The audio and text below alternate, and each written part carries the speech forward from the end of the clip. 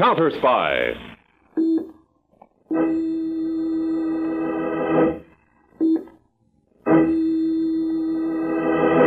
Washington calling David Harding, Counterspy. Washington calling David Harding, Counterspy. Harding, Counterspy. Calling Washington.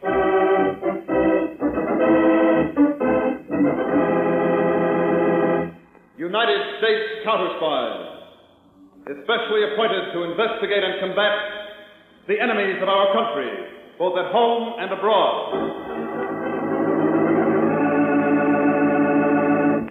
Tonight, the case of the Sweepstakes Murders. Another Counterspy report to the American people. And now, to Counterspy.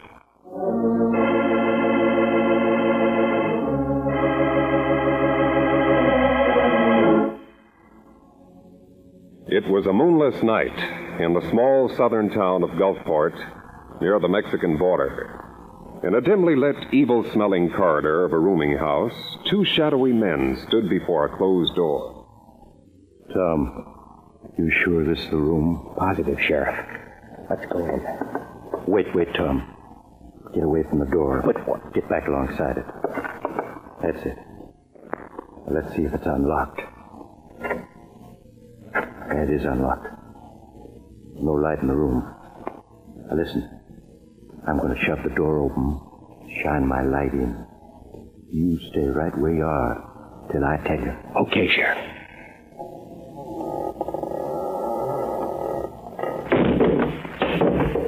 What the? Come on, Tom. What is it?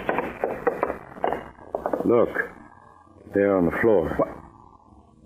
It's Frenchie. What's left of him? His chest. Look at his chest. What? I don't know what did it. I never seen anything like this.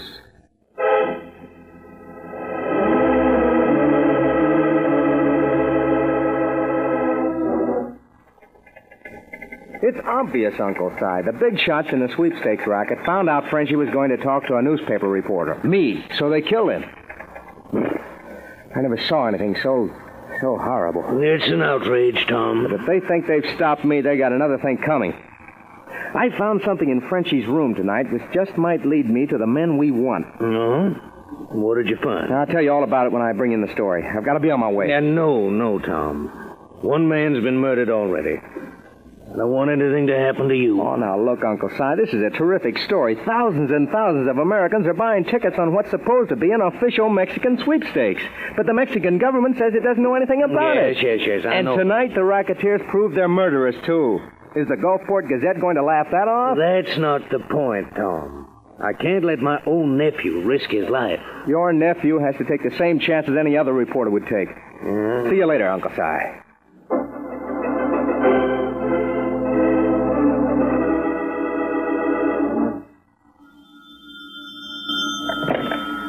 Hello? Is Tom Fisher there? No, he's not, but this is his wife, Ruth. Can I take a message? Yeah. Tell him to lay off the big story he's working on.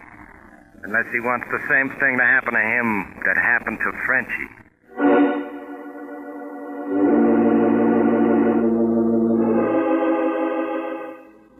Tom, that man on the phone frightens me. Darling, please drop the story you're working on. Drop the biggest story that ever came my way? Don't be silly, Ruth. But I don't want anything to happen to you. Nothing's going to happen to me. Now, where? Oh, here it is. What's that? Oh, something I picked up in Frenchie's room. Looks like a poker chip. Uh-huh. Well, I gotta get moving. Where are you going? No, you're forgetting the rules. When Papa goes out on a big story, Mama doesn't ask questions. Tom, don't go. Hey, stop it now. Relax. I'll be back soon.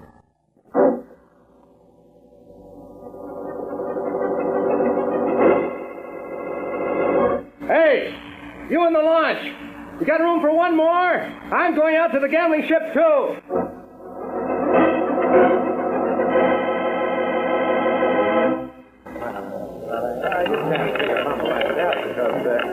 Number 22, Captain Ewan. Number 22. Take your best, please.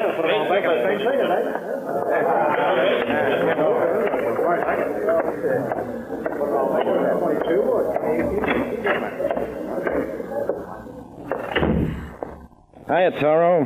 Yes, Monk. Big spending crowd aboard tonight, Toro. Here's the take from the wheel so far. How much, Monk? $2,100. And the launch is still bringing the suckers out here to this ship. Not bad, huh? No, great. No, he's not bad. What are you counting for? Don't you trust me? Just as far as, how do you say? I can see you. Oh, now, look, Toro. No, do I'm enjoyed to count the money. Much money. You ought to be having the time of your life, then, the way that stuff is rolling in. The door, Monk. The back door. Okay. Who is it? Hey, Johnny, open up. All right. Get in. Okay. Get that gun out of my back. What the? That's Tom Fisher, the reporter. What? That's right, Toro. Caught him snooping around below decks. You know where. So, Senor Fisher. You have found what you expected below, huh? Why, I don't know what you mean. No. You're a poor liar, senor. Nor are you wise. You should have heeded the advice conveyed to your wife. Then she would not become a widow. What? Now listen, Toro. You know, senor, that I was once a matador, a fighter of bulls. No, This case contains 2 of my favorite swords. This gold-hilted one was presented to me by enthusiastic aficionados in Mexico City after a corrida in which I dispatched 6 of the bravest and fiercest bulls ever seen in any arena. As you see, from the side, the blade appears to be straight. But if you hold it this way, observe how the blade curves to penetrate to the bull's heart. And now, Senor Bull, I am sighting on your heart.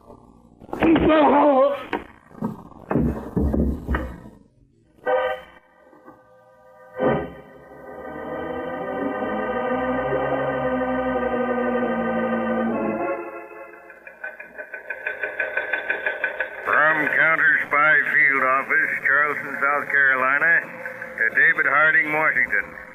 Still another distributor of phony Mexican sweepstakes tickets apprehended here. Terrified, the man pleaded his arrest to be kept secret. Denied knowing leaders of racket, but said had been warned that any squealer meant horrible death by a golden sword.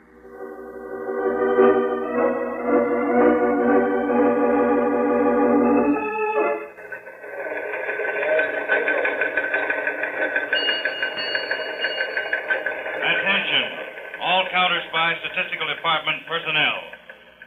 This is David Harding. Referring to counterfeit Mexican sweepstakes tickets. This case has some strange angles and is high on the Counterspy docket. We've had an official request for help from the Mexican government. Further, thousands of Americans are being swindled.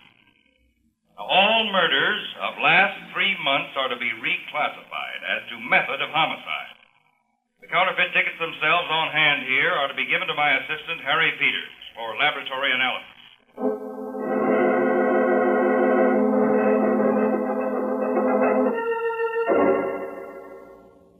Here it is, Dave. The paper those phony sweepstake tickets were printed on is a 34-pound super newsprint stock. Oh? It was made by the Southwest Pulp and Paper Mill in Orengo, Texas. Texas, huh? You get a list of their customers, Peters? We can't get that for a day or 2. The mill had a fire last week. Their records are in a mess. Oh, fine. They told me, though, a couple of 100 newspapers buy super newsprint for their rotogravure sections, this particular grade, in addition to printers all over the country. That's many, huh? I told you this would be tough. Well, maybe we can expedite matters. What did the lab say about the ink used on the phony tickets? Well, it's a standard black ink, Chief. Colored ink, or some special variation of black, might be traced. But standard black is practically impossible. Well, how about the printing press? It's a flat bed press, printing in large sheets of paper, not in continuous rolls. Well, as soon as we get that list from the paper mill, I'll instruct our agents. Yes, what is it, Miss Ferguson? This report just sent in from Texas, Mr. Harding. I think you'll want to see it. Oh, thank you. Well, I like your new hairdo, Alan. Thank you, Mr. Peters. Only it's not new. Uh-oh. What is it, Dave? This report. 2 nights ago, a man called Frenchie, a small-time grafter, was found murdered in a rooming house in Gulfport, Texas. He'd been killed by a long stiletto or sword that mutilated his chest and went completely through his body. Now, wait. Early the following morning, the body of a young newspaper reporter, Tom Fisher, was found in the Gulf, just off Gulfport. He'd been murdered in exactly the same way. Dave, that report from our Charleston office about the distributor who was peddling the phony sweepstake tickets. Didn't he say something about a sword? Right, Peters. He said that anyone in the racket who squealed died horribly by a golden sword. Wait a minute now. Take a look at this map here. Oh. What, Dave? Here's Orengo, where you said that paper mill's located. Mm-hmm. And here's Gulfport. About 100 miles away. Peters, we've got to shortcut the job of tracing this paper. I want you to grab the first plane for Gulfport and go to work.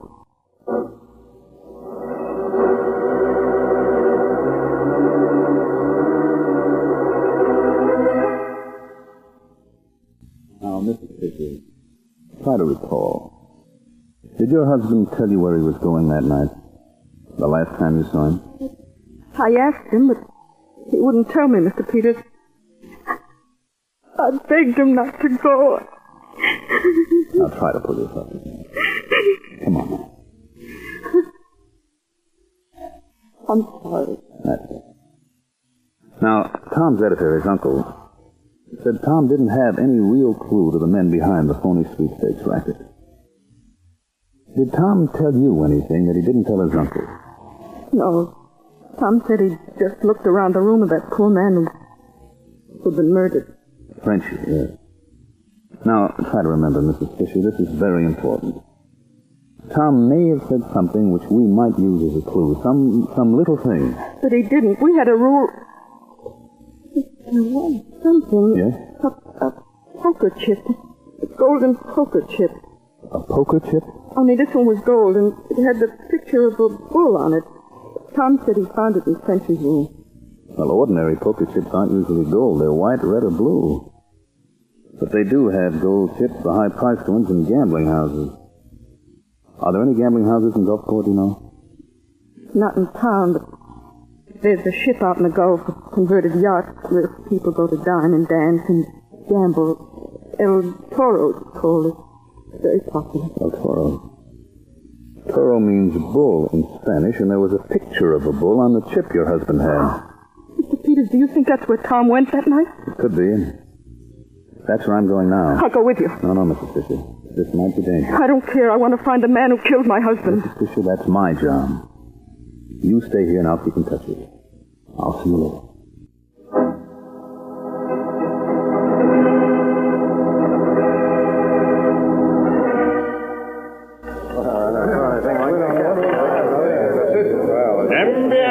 Black and even man.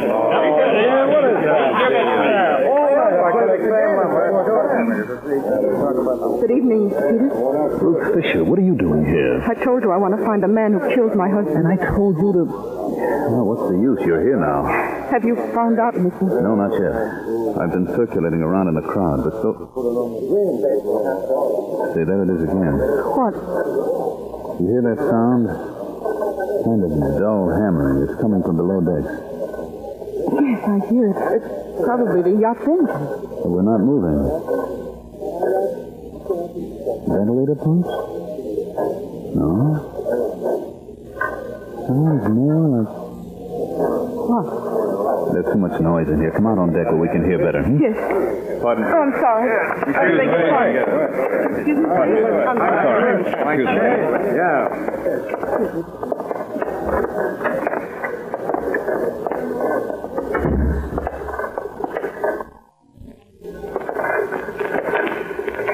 Mr. Peters. Wait. Yes, by George, I think I know what that sound is. What? A printing press. A printing press out here on the boat? I'm sure it is. It seems to be coming from below decks. Come on, Mrs. Fisher. The stairs are over this way. Look out, Mr. Peters. There are 2 men behind you. What? Oh! That does it. You killed Mr. Peters.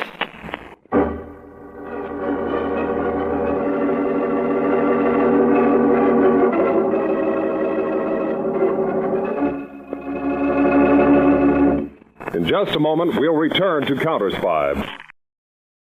And now, back to Counterspy and David Harding in Washington.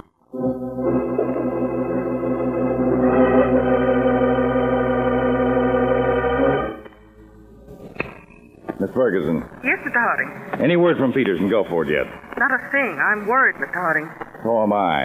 I'm flying down to Gulfport. I was hoping you'd say that. Call the airport. Tell them to get a plane ready. Then call Mert Kennedy at the field office in Dallas. Tell him to meet me in Gulfport. I'm leaving at 1.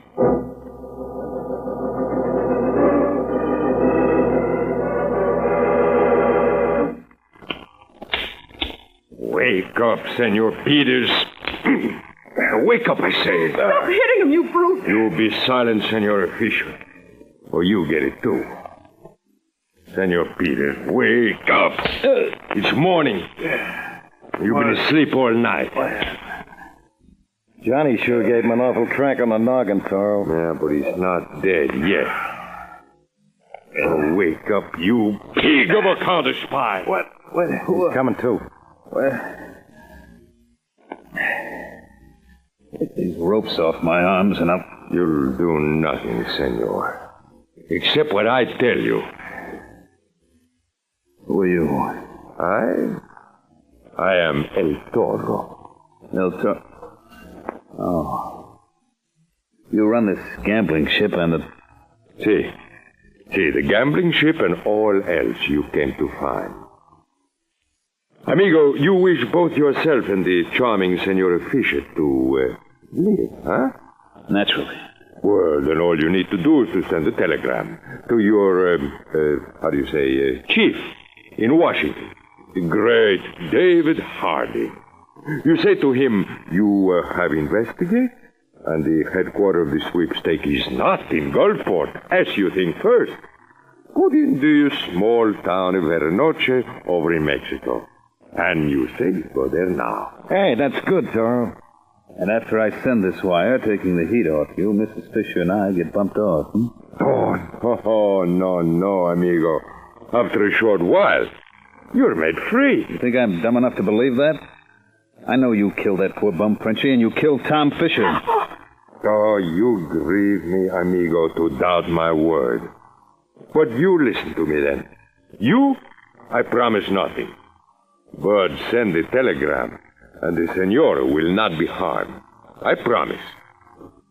I wouldn't trust you as far as I could throw the animal you're named after. Very well, then, Senor Peters. Observe.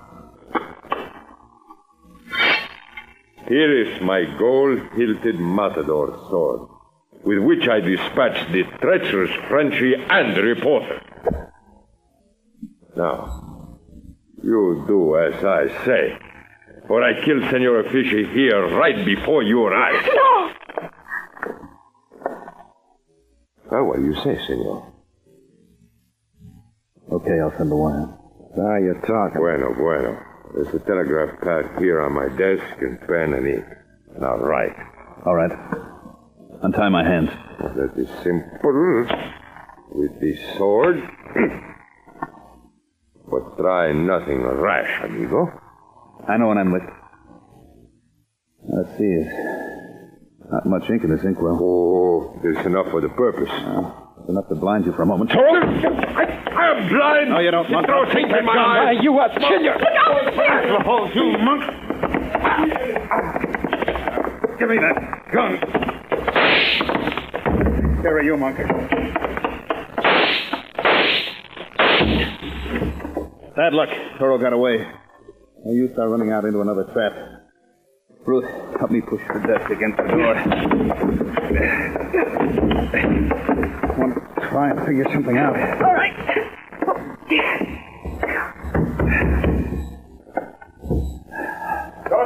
Johnny, Mark, all of you! Help me! Here they come. I'll be able to hold them off with Monk's gun for a while. But there's only one bullet left in it.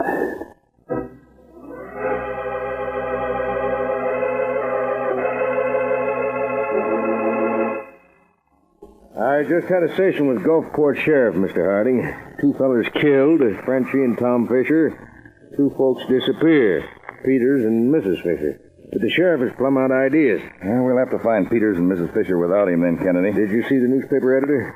Cyrus Manning, yes. He's young Fisher's uncle, and he's afraid of something. And I have an idea, but I can't do anything about it until I hear.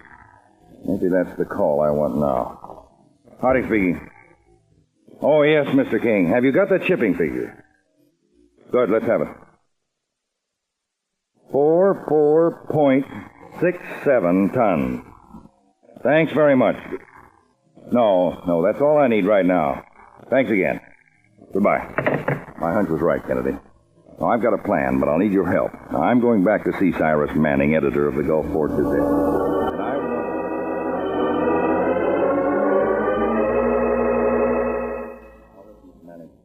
You want your niece, Ruth Fisher, to be found, and you want the killers of your nephew brought to justice, isn't that right? Naturally, Mr. Harding. Well, then tell me who killed your nephew and who's responsible for your niece's disappearance.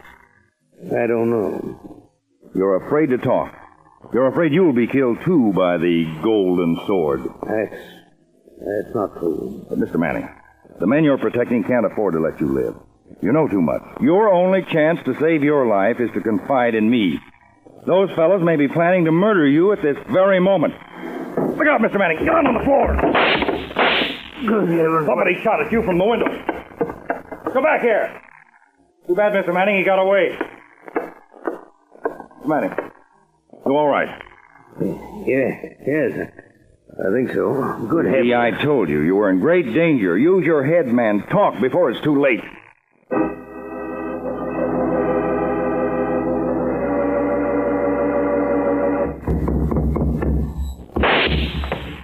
Get away from the door, Toro, or I'll shoot again.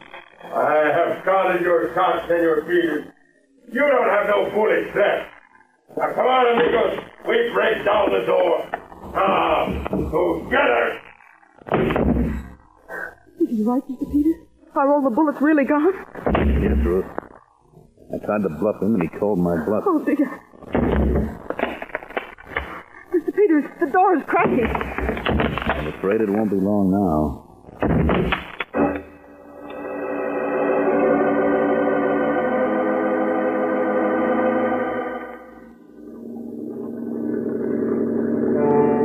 Well, there's the gambling ship, Mr. Harding. The El Toro. Right, Kennedy. Bring us in alongside, Lieutenant. Mr. Harding, aren't you scared there's innocent patrons aboard? No launches have come out here all day, Kennedy. All right, men, check your weapons. Prepare to board. Lieutenant, head us in. Cut your engine.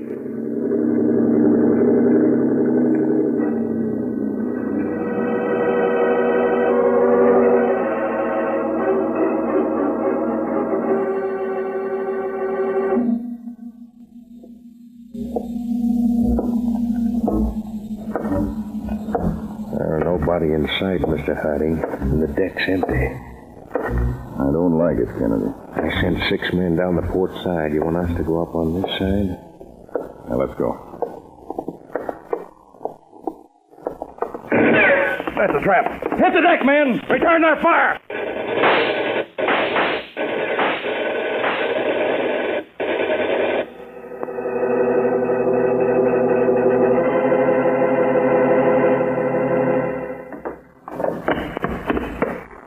Here he is, Mr. Harding, El Toro himself, caught hiding up forward. Peters must have winged him. Toro, meet Mr. Harding.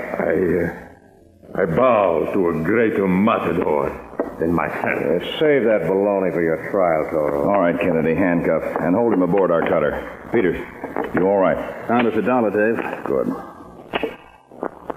So these are the presses Toro used for printing the phony sweepstakes tickets. Yes. Pretty clever setting them up down here in the hold, Well, he'll never print any more tickets, Peters. That ex-bullfighter is going to the electric chair. By the way, Dave, Kennedy told me about the trick you and he pulled on Manning, the newspaper editor. Firing blank shots near him to make him think Toro was after him, so he'd talk. Well, fortunately, it worked. How did you happen to suspect that smooth old mint julep was part of this gang?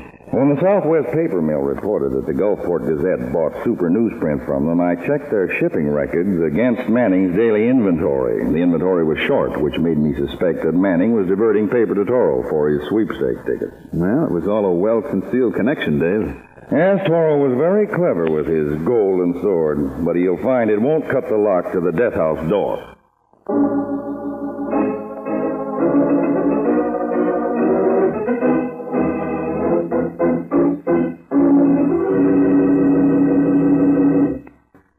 Tonight's Counterspy program originated in New York, was directed by Leonard L. Bass, and featured Don McLaughlin and Mantel Kramer, with music by Jesse Crawford. Counterspy is a Phillips H. Lord production.